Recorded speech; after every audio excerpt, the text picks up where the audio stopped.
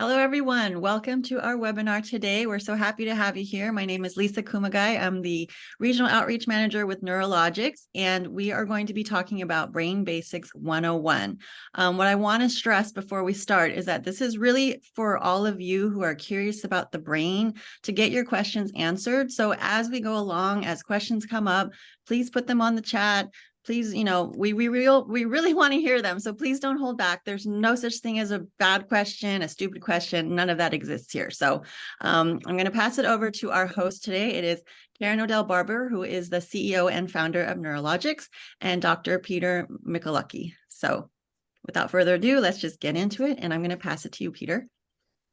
All right, I will share my screen here, bring some slides up. If you ask anybody on the Neurologics team, they'll be happy to tell you that I'm happy to talk for a long time uninterrupted. I'm going to try and fight that impulse today and build in lots of opportunities for people to ask questions or hurl criticisms. And then I think hopefully one of the things we're successful in doing today is having a kind of back and forth where I'm going to spew some brain science that's hopefully interesting at you, but really we want to illuminate why that's meaningful and what it looks like in individual cases, people that you might be working with. And there's nobody better prepared to bring that to light than Karen. And so we're going for a back and forth here. The brain is reasonably complicated, and we're constantly hearing more and more about how every, X or Y is brain-based, and we're being flooded now with new data. It can be a bit overwhelming. Through all that noise, there are a few things sort of at the level of the popular media and even sort of more casual clinical chat that keep popping up as themes. And two of those I'll be focusing on today to help us get a better, just a surface level understanding of what are we talking about when we talk about pruning, and what are we talking about when we talk about the gut-brain axis. I'm actually going to try and tie those two things together towards the end because they seem, as I present them now, like completely distinct sort of buzzworthy issues, but they're actually deeply connected, and making connections is sort of the overriding theme of the talk. So that's the point. So we frequently hear messages like the following: the human brain is the most complicated biological structure of the known universe. We only just scratched the surface of understanding how it works. Now that's true. That is objectively true. But that doesn't mean that we are completely at a loss to benefit from insights about the brain and how the brain interacts with the bodies and interacts with other brains until we've solved everything, right? Thank God we don't have to wait for that, because humans probably won't be around long enough to do that. So yes, the brain is complicated, but what I'm going to try and persuade you of is that some things, even now, before we know and much beyond the surface of the brain, some things are actually simpler and easier to understand when we look at them through a brain lens. And the way in which I mean this is captured by the poet Oliver Wendell Holmes: for the simplicity on this side of complexity, I wouldn't give you a fig. But for the simplicity on the other side of complexity, for that, I would give you anything I have. And this captures the idea that things tend to get more and more complicated as we study them in greater and greater detail. And it can almost seem like we reach a point where we have to throw our hands up in the air. But just on the other side of that feeling, there's a new kind of simplicity. So before we confront the difficulty and the complexity, we have only simplistic understandings that really don't do much for us. We get past a certain level of complexity, now we have a new, better simplicity that's a little more elegant and really begins to address. Neither side of that complexity hill has to deal with all of the intricate details, but one kind of simplicity is more useful than the other. So that's what we're trying to do today, is get to the other side of the complexity. So the three ideas that will connect today and try and get to that other side of complexity are pruning, particularly as it relates to neurodevelopment, the gut-brain axis, which is I'm certain everybody's heard of it and understands it at some level, but we'll take a slightly deeper look at it. And we'll also learn that the gut-brain axis is just one of many axes. The gut-brain axis has an increasing number of friends. And then I'm going to tie those two ideas together by talking about microglia, which are a kind of brain cell, and how they communicate with microbes, our microbiomes. And by thinking about them as hubs in networks, we can actually tie together things that seem as completely separated as pruning and the gut-brain axis. And the main thing to take away is we're only going to, again, scratch the surface today, but even if you just understand the basics of these, you'll know more than 95% of the people you run into. And I'm going to interrupt and say that Peter wrote the books for dummies. I'm not kidding. The books, the yellow and black books for dummies, Peter is the author of those. So when he says things like, I'm sure that 95% of people have heard of the gut-brain axis, I founded Neurologics 14 years ago, and I didn't know any of these things. And when I began, speaking with the technology developer and all sorts of scientists, I thought, am I the only person in the world who doesn't know these things? And what I have learned is nobody knows these things. So don't be intimidated. If you don't know these things, I didn't know them. And I thought, gosh, did I miss that, in grad school? Nope, they don't teach it in school. So I think the idea that we're in the realm and sort of the age of the brain is absolutely true, but don't be intimidated if you haven't heard about any of these things. None of us had, except Peter, right? And other esteemed neuroscientists, but clinicians, parents, people in the world, people working in behavioral medicine haven't heard of really any of these things. And the idea I concur with Peter on is if you just understand these three things and you're out and about at a party, a Super Bowl party, or, just out in the world, most people don't know what these things are, and you'll have a jump on everybody else. So there are no silly questions. There's no such thing as a bad question. We assume that you don't know because I didn't know. And the idea is that, if you want to know more, you've come to the right place. And Neurologics is a place that you can get your questions answered either in this format, or if you're local to one of our hub centers, you can come to Coffee and Connections. You certainly also can book a private appointment with Peter to talk about things, cases that you'd like to refer, or, kind of next steps as well. So I just want to also start off by saying all of that. Thank you. Okay. One of the tools that we're going to use to try and take a bunch of complicated stuff and make it understandable and simpler and useful is the idea of a network.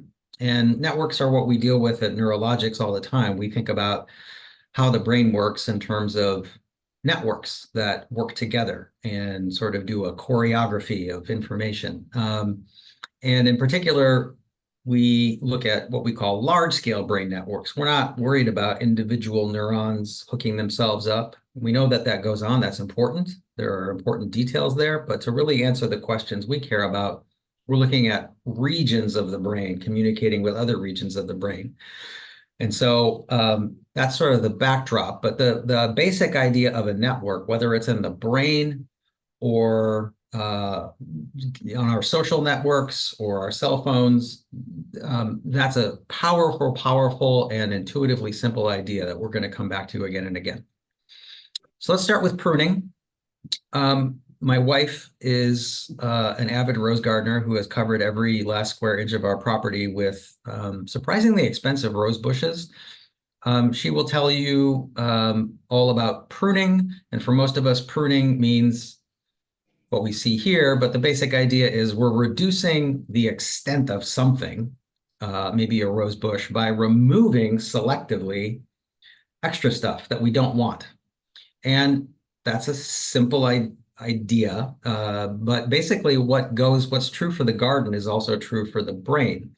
The only thing fundamentally that's different when we apply the concept of pruning to the brain is exactly, obviously, the details of how it happens, but the timing of pruning is not as regular in terms it doesn't happen every year in a rhythmic way like it would in your garden. It happens at set times and very intensively. And so those important times over a human lifespan where pruning occurs in the brain, we call those critical periods. And there's two main ones. One is during childhood, and then another one later on in adolescence. And there are other, you can divide these up into sub periods and all that, but two main windows.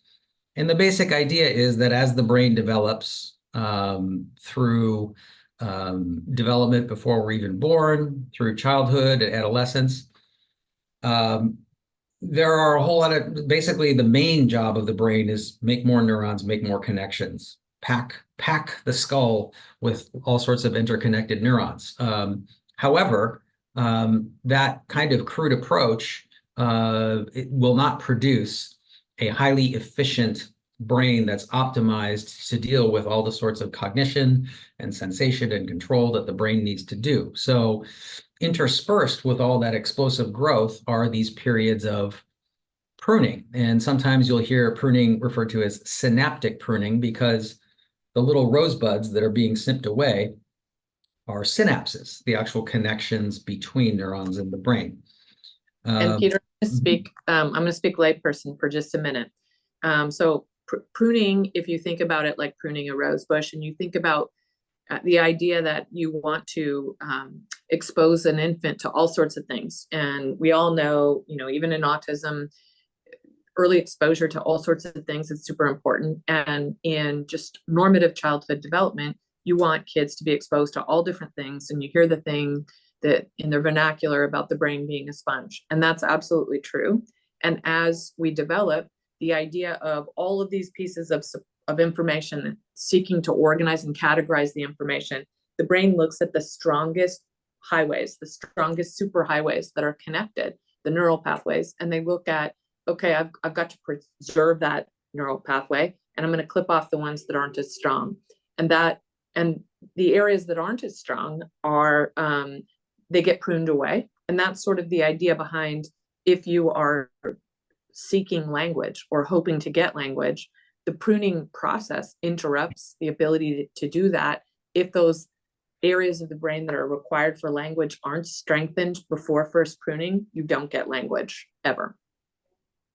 Yeah, that's a super important point, is the precise timing. There's some built-in timing for when pruning is going to occur, but how that built-in timing matches up with the experiences that a developing child is exposed to is key for what will happen downstream. So if we look a little more closely at what's happening, so here again we see as we go from birth through childhood and adolescence, the number of connections in the brain, the number of synapses explodes to only decrease significantly after we reach adulthood. But there are a couple of key periods in childhood and adolescence where that number drops sort of precipitously. And what's happening during those periods is this pruning. And here we have a picture of a couple of interconnected neurons where this is where they're exchanging information. And one of them is activated frequently. And so there's strong activity going on at this connection between neurons, but a nearby synapse has weak activity. What happens during pruning is that there are little markers that can be recognized that allow one neuron to say, hey, we've got strong activity. And then a nearby one says, hey, we've got weak activity. And the ones with weak activity get trimmed away. And then there are a lot of other downstream events that happen because of the pruning, but that's the key event. If you just take a look at actual images of slices of brain tissue taken at different points during development, you can see this. You can see the explosive growth, right? We go from sort of low density packing of neurons to very high density up to about 2 years. You actually have more neurons in your brain at 2 years of age than you will for the rest of your life. But at 4 years and 6 years, many of those neurons or the connections between them get pruned away. So that's why if you think about an early detection case of a child with autism or suspected autism or pervasive developmental delay, Do you see why it's super important for early diagnosis to occur? You can see on imaging why that's important, but when asked, what is the earliest child that you map at Neurologics, the answer is 4 years old, and you can see in front of you why. And we prefer to have, if it is a child development case, we prefer to have them before they turn 7. And this is why. You can see why in front of you. Yeah. Because you can't rewind Right. once the critical period has passed. Right. The basic idea behind why this pruning is useful, right? If we look at the left-hand panel as a representation of a densely packed network, and then we do pruning, and then we have a more sparsely packed network. What we end up with is a much more efficient network that keeps only the pathways that it really needs to use. And because the brain's resources are not now spread out in order to support a whole lot of other pathways that are no longer needed, the ones that remain that were important based on what the child was exposed to, those now operate much more efficiently. So developmental disorders are frequently connected to improper pruning. If you have a genetic or environmentally based developmental disorder, that can lead to improper pruning, which leads to inefficient brain networks, and then that shows up as cognitive issues. So that's the big picture. So what does that look like when we are working with someone at Neurologics? So here's a case. Well, I'll hand it over to Karen now to talk about this particular case and how they presented, and then we can go more into the data after that. Absolutely. So thanks, Peter. So one of the things that happens in pruning is head trauma. And so if your pruning is interrupted by injury to the brain in the form of head trauma, we often talk about, especially in athletic populations, I'm asked often, does it matter if somebody injures their brain as a young child versus as an adult playing college football? The answer is absolutely yes.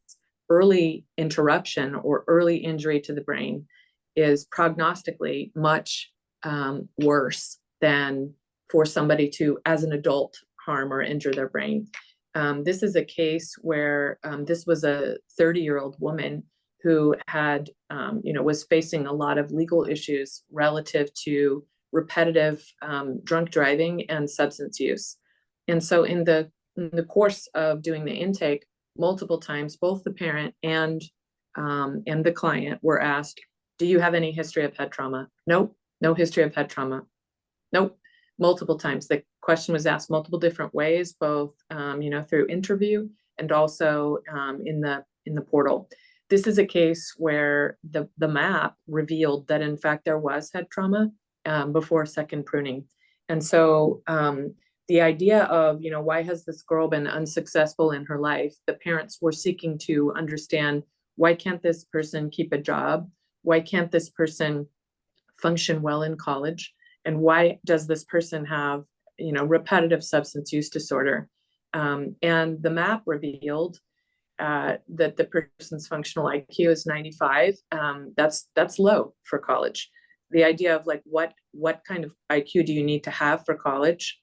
It's 115 or better, and somebody with a 95 would really struggle, and that's exactly what happened.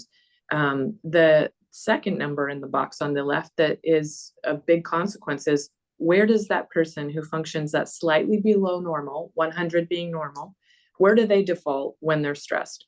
And where this person defaulted was to 78, which is below the government standard for cognitive impairment, right? So when this person is under stress, what does this person do? They default to 78. They also have poor regulation ability. And if you look at their resilience and relapse index, it's 75. And you can then see on the map that on the right-hand side, the symptomology that checks off, that corresponds to the numbers on the left, are those checkboxes on the right. So this person had difficulty staying present. difficulty tolerating stress, and rigid and compulsive thinking. And so when we see data like this on an initial brain map, we can see the functional consequences at the bottom. How we address those has to do with we get clues to how to address it from some of the data like what we see at the top. And so what we can do through optimization is directly address the networks in the brain whose function is associated with these symptoms. And so after, in this case, 4 months of optimization, we will see something like this, in which case a lot of the imbalances we may have seen in different brainwave frequencies here have now largely normalized. The scores go up, right? So we went from a 95 current functional IQ to a 118, and now all of the other resilience related and stress related metrics have now come up to very close to typical level. And all of the pattern matching that we do to predict symptoms that were checked before, those are now no longer predicted symptoms anymore. So it's the point we're trying to make here is that all of this change came about by focusing on network function. So pruning shapes networks. When those networks operate inefficiently, it produces real life symptoms. And when you try and correct by, again, focusing on the networks, you can have some pretty impressive results. Did you want to add anything to that, Karen? This is a girl who, again, I like to say, no matter what you say, the map will show you everything. So in this case, family of 3, she was an only child. She reported no head trauma. Her parents both reported no head trauma. The map showed head trauma. And so then it became, well, you have the discriminant match for TBI, traumatic brain injury. And so where do you think that comes from? Which is a different question. And the answer was she had hit her head on the concrete coving next to the swimming pool when she was 10 years old. And so her dad had thrown her up in the air at a family barbecue and dropped her in the pool. And she hit her head on the curved coving on the side of the swimming pool. It bled from the nose and mouth and ears. And that was something that somehow nobody thought was relevant, and nobody thought that was head trauma. And so when that was revealed, what happened and how that relates was that because there was injury during that pruning phase, there were all sorts of ramifications that caused her to look like someone with profound learning difference. And the check boxes that you would now see, if you can compare the first slide of 95, the current functional IQ after optimization is 118. And that is certainly a college-bound IQ. And so the idea of, you go from slightly below normal to slightly above college comfort level. She still defaulted under stress to 84, but that's 4 points above, the standard that we know of, that represents true cognitive impairment, the government standard. And if you still kind of look at these numbers, they lingered in the 80s, but you can also see that the related symptomology on the right-hand side, those boxes are no longer checked. And so this was a successful case where we were able to use the map to demonstrate to the judge that this optimization program, as it was embedded inside residential treatment, this person stayed 90 days in a residential treatment facility, and then with the judge's permission, stepped down to an entire year of supervised drug testing and monitoring and living in a structured environment while doing neurologics. Okay, let's pause a moment for questions.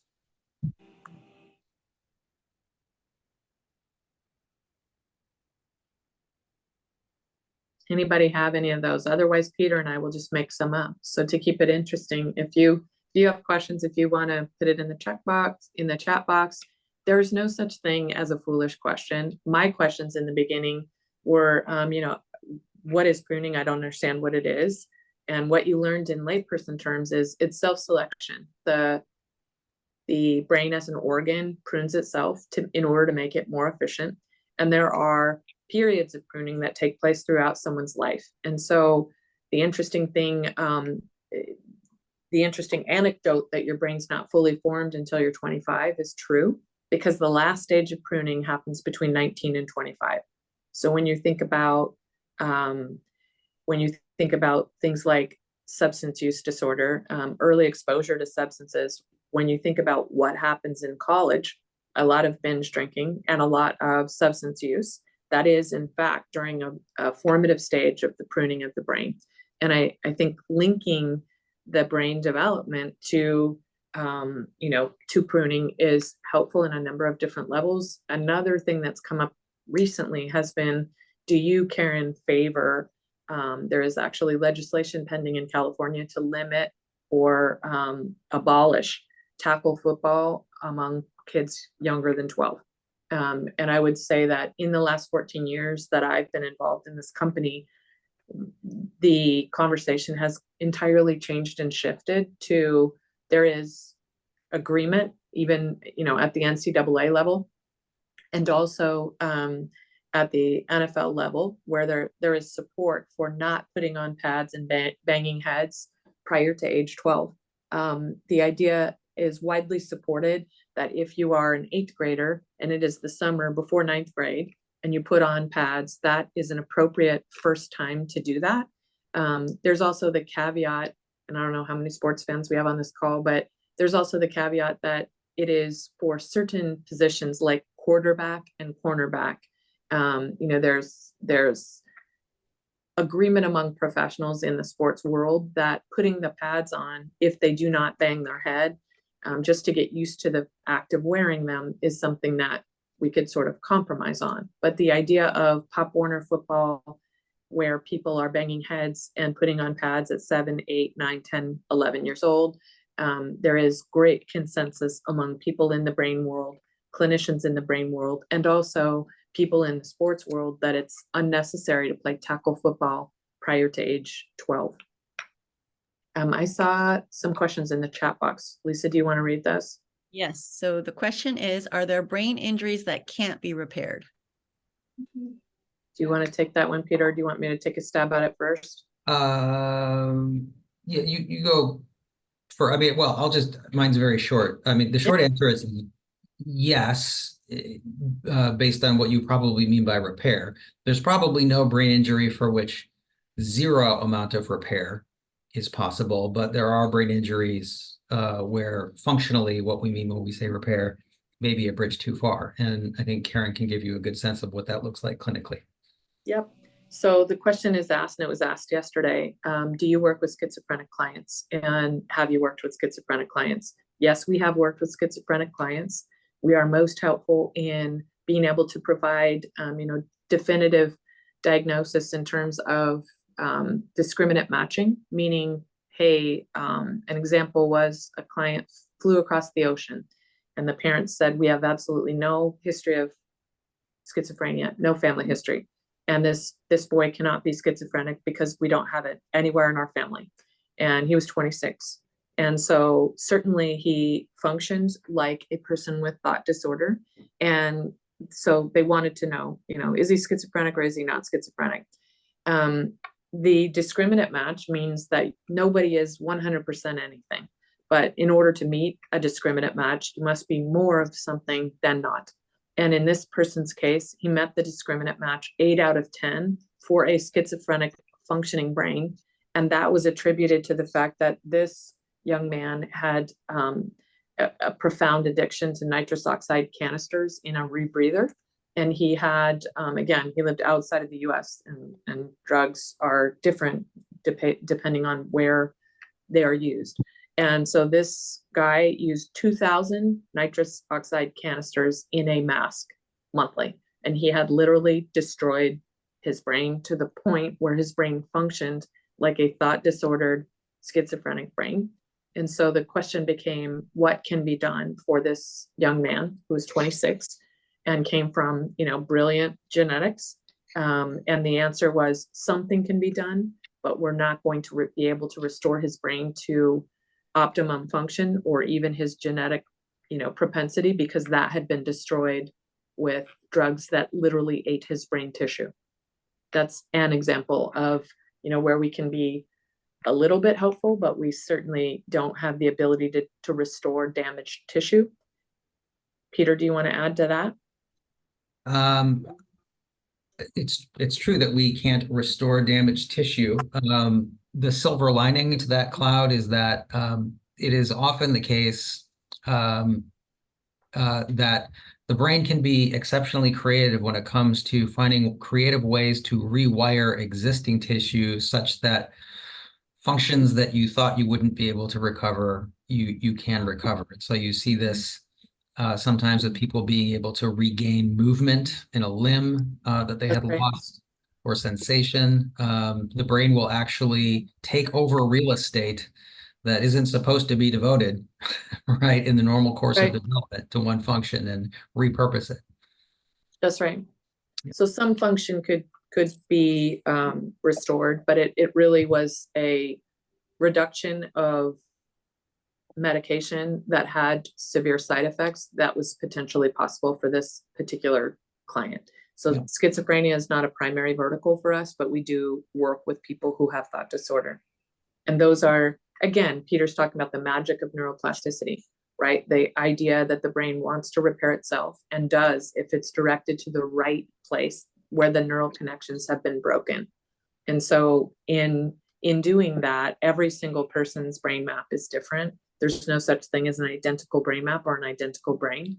And the restorative process, which is called optimization, that process is unique to each person's unique brain map.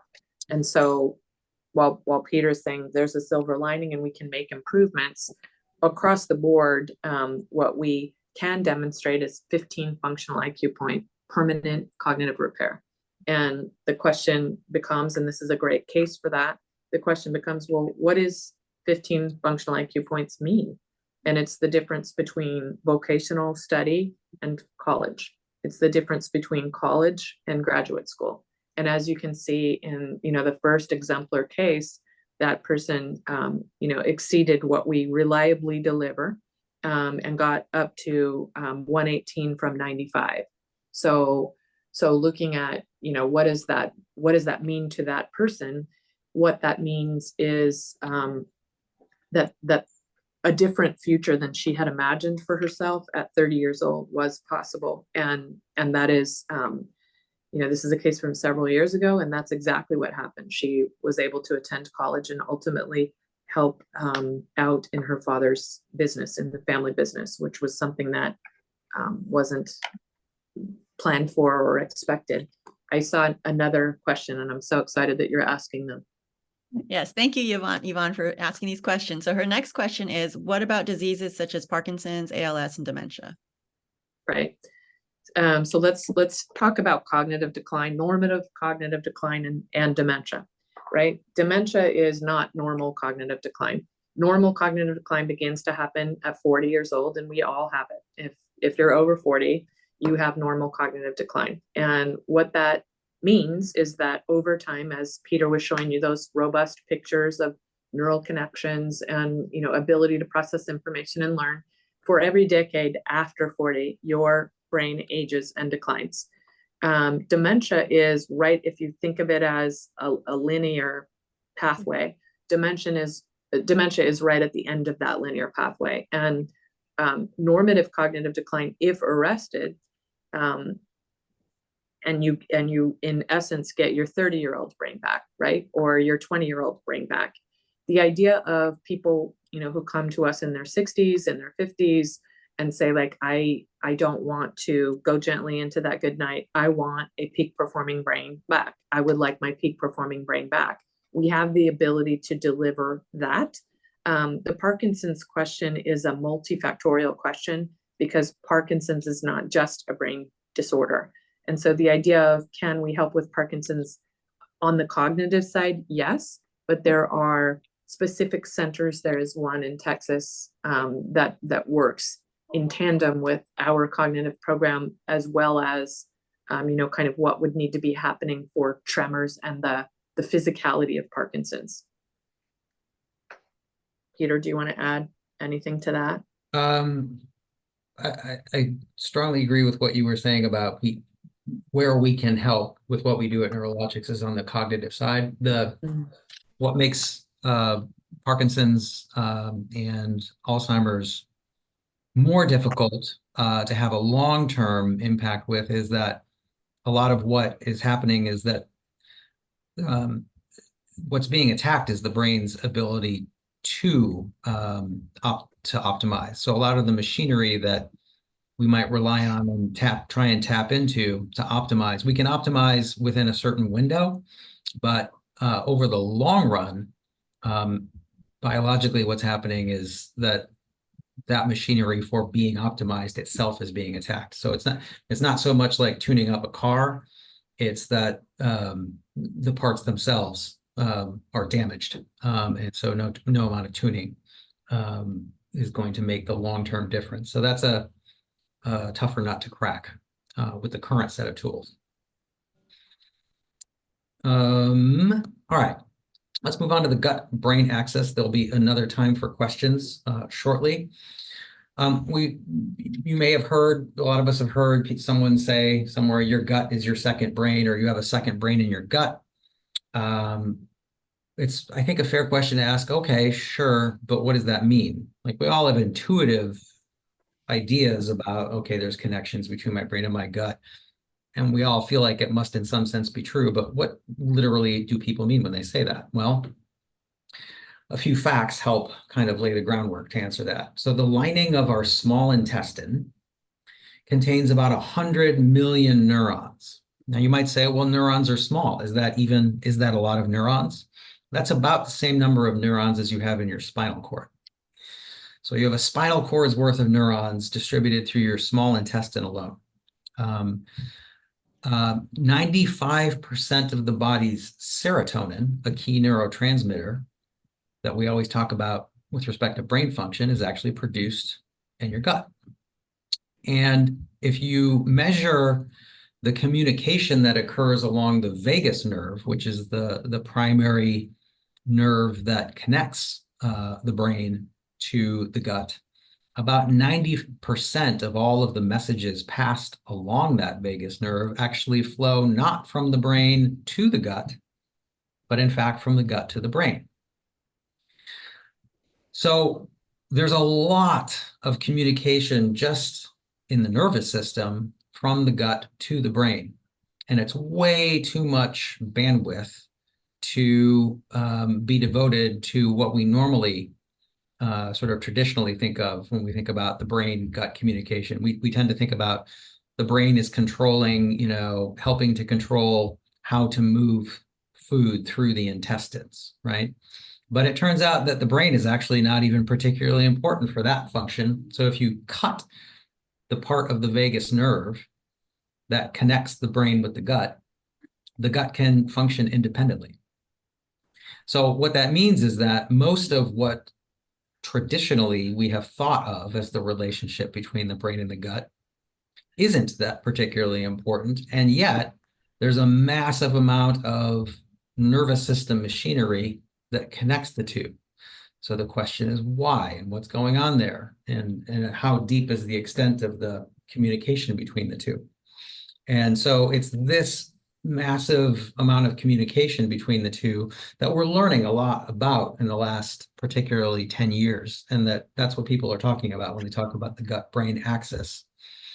And in addition to the vagus nerve, which is pictured here, that gut-brain axis contains other lines of communication. So I did mention serotonin, but dopamine and other neurotransmitters are also part of that axis. Metabolites, things that our digestive system produces, and that the microbes in our digestive system produce, that travel through the bloodstream and can cross the blood-brain barrier. Those are another part of the axis. And then another part to the tripod here is the immune response. There are a lot of components of our immune system, immune cells and little signaling molecules that can travel back and forth between the brain and the gut. The collection of all of those lines of communication are what make up the axis. And there's now a massive body of research that shows how those lines of communication are crucial in helping to explain connections between not just the obvious physiology of the gut, but things like susceptibility to substance use, and help to determine what might be useful therapeutic paths to get off of the substance and to deal with any comorbid disorders. And the gut-brain axis is a major emerging part of the explanation for a lot of other mental disorders. Microbes, so I mentioned here that part of the gut-brain axis has to do with molecules that are let out or emitted from all of the microbes that live in our small intestines. And just as a reminder, of all the cells in your body, the majority of them are not human cells. By number, most of the cells that are contained within you are actually microbial cells. And the majority of those live in your gut. They don't take up as much space as human cells because microbes are smaller cells than human cells. But by number, they outnumber us. So we are, by one measure, more microbe than we are human.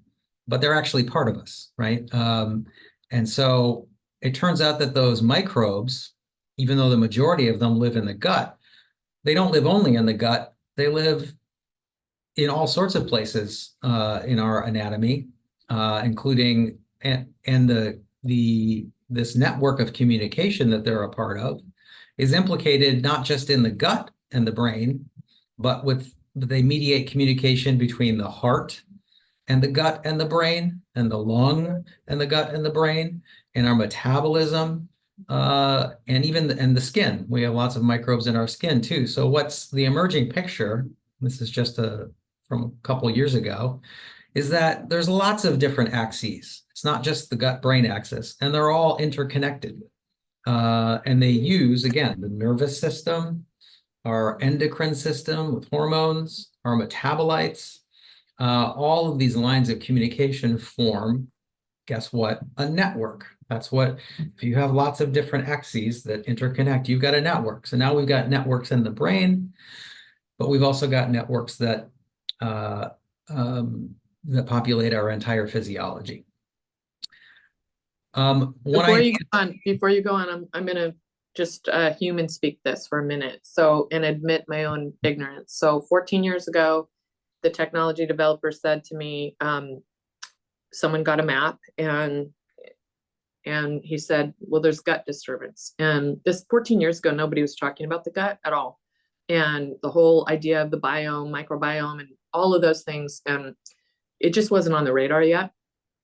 And so, I was fascinated and said, well, how do you know something about what's going on in someone's abdomen or stomach based on like putting a cap on and mapping somebody's brain?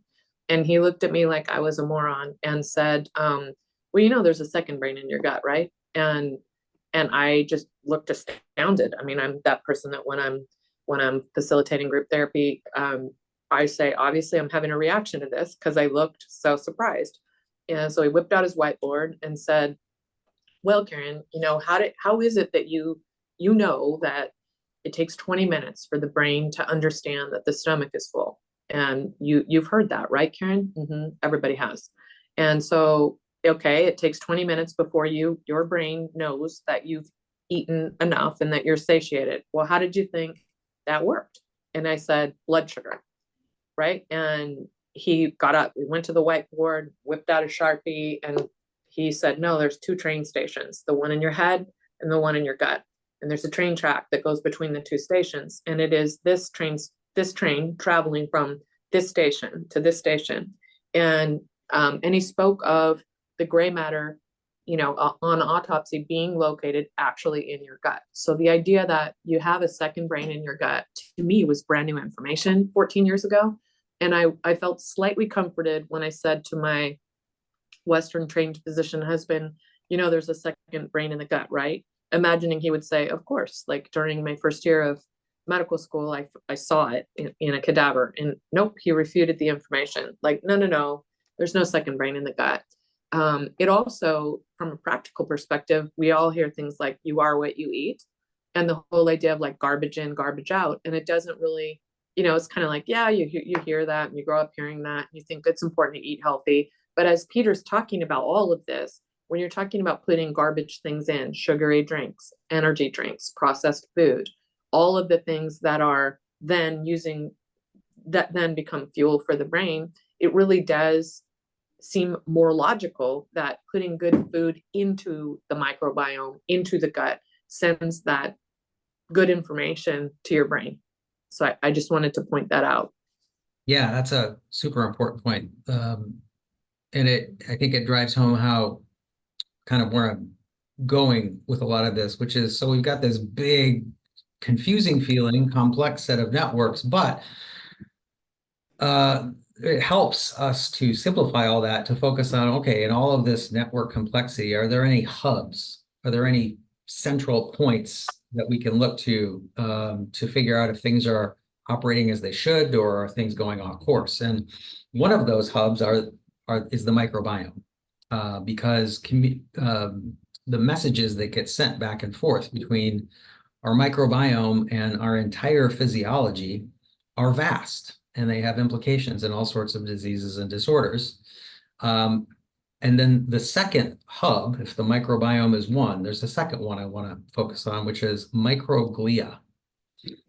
So microglia are they're about half of our brain in our nervous system is made up of neurons, which are what we usually think of when we think of brain cells. So these guys on the right, these are neurons, and these are the cells that do all the information transmission, right? But the other half of your brain is made up of another kind of cells called glia.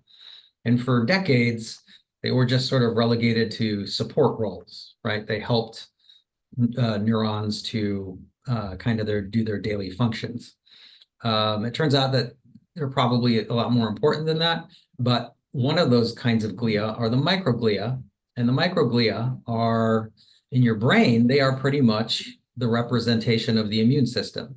So the brain, because of the blood-brain barrier, doesn't have the same kinds of immune cells, all the different kinds of white blood cells that mediate our immune responses throughout most of our body. It doesn't work that way in the brain. The brain is pretty much limited to microglia. And so microglia, it turns out, are super important in starting and then controlling inflammation. Just like our white blood cells are deeply involved with inflammation throughout the rest of our body, microglia are the most responsible players when it comes to inflammation in the brain. And inflammation is a huge source of a lot of dysfunction. So I just talked about this. To ground all of this in a case, here is a case of someone who was known to have GI distress, and which almost always means microbiome distress, and also in a connected way experienced chronic inflammation. And their initial brain map presented with some of the classic hallmarks of some pretty severe GI disorders and chronic inflammation, which, without going too deeply into the weeds, meant a whole lot of the slower brain frequencies being overrepresented and the higher brain frequencies that mediate a lot of our higher cognitive functions being underrepresented. And the effects were pretty pronounced when it came to their learning ability or information retention and a lot of their working memory function. Now, this particular person still, even in that impaired state, had a higher than typical IQ, but it was significantly lower than what they were sort of hardwired to support. So they were testing at a 115 functional IQ, but lots of other measurements allowed us to come up with an estimate that probably that 115 should be at about 125 or 130.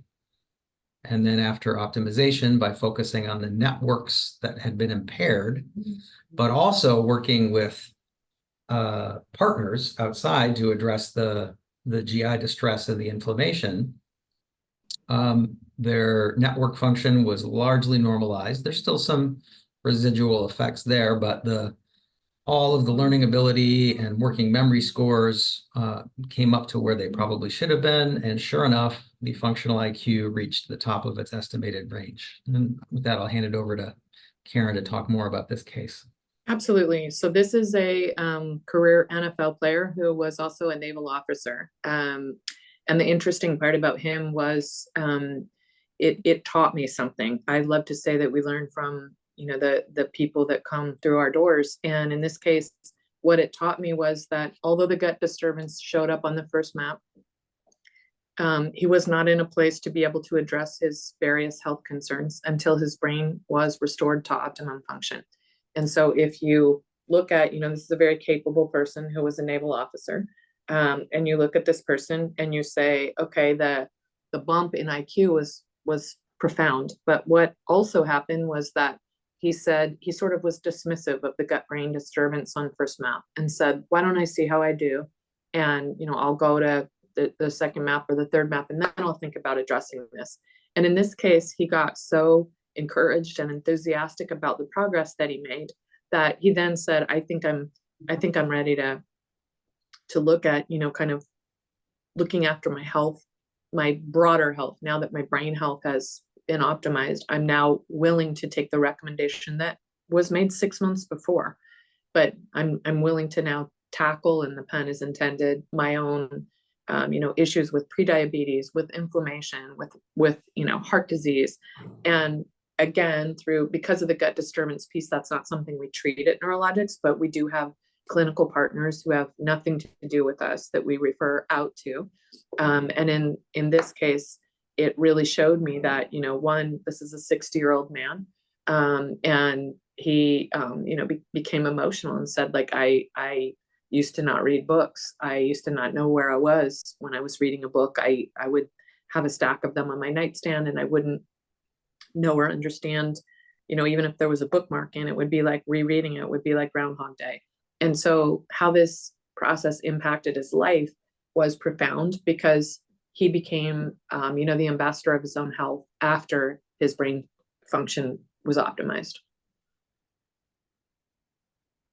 Now's another good time to pause for questions. And I think, Karen, you began to address this question before. What is the importance? We've seen a couple of instances of 15 or 20 point gains in functional IQ, and that's actually fairly typical for a lot of our clients. And so the question is, what can that mean?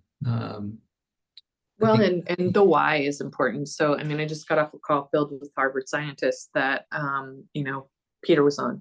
And the question is always asked, okay, so you make gains on paper, how does that translate into your life?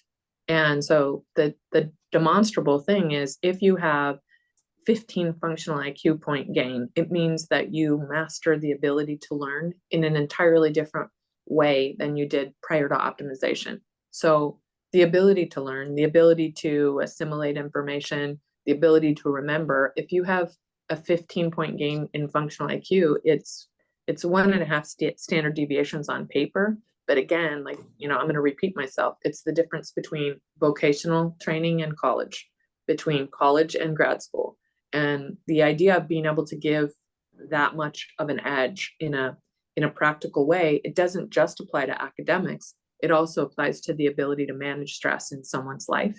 It speaks to the ability to be able to decrease anxiety.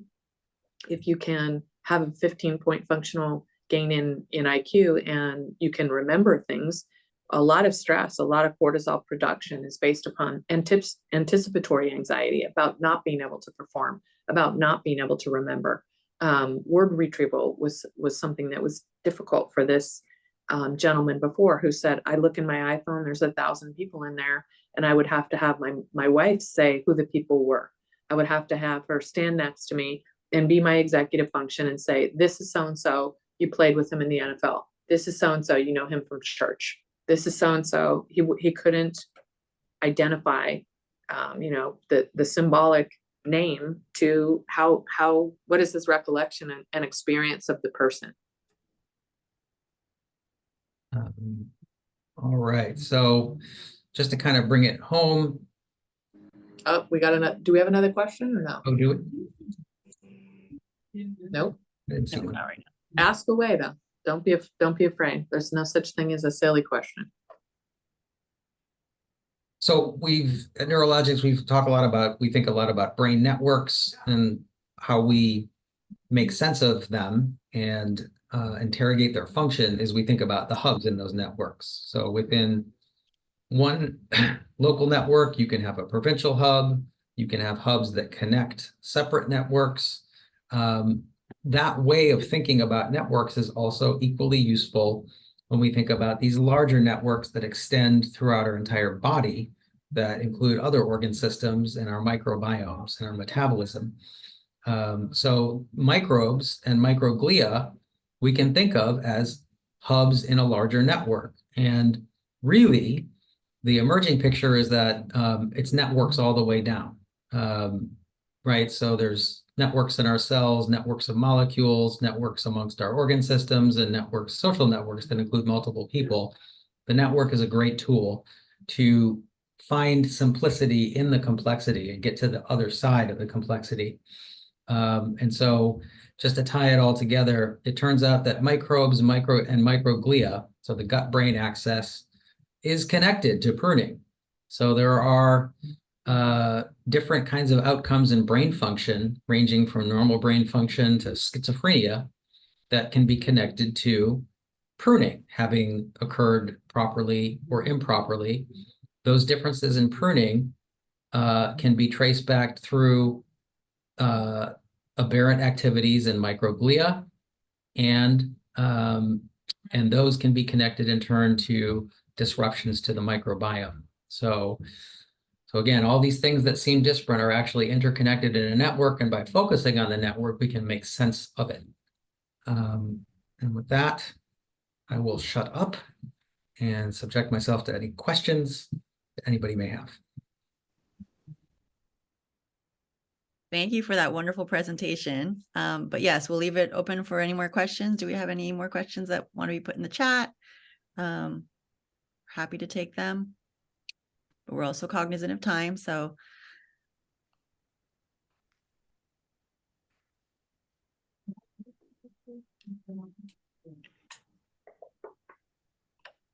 So if there are no other questions, please feel free to reach out at any point. If something comes up to you later and you're like, oh gosh, I really want to know this. Like, we are here to answer any questions you have at any point in time.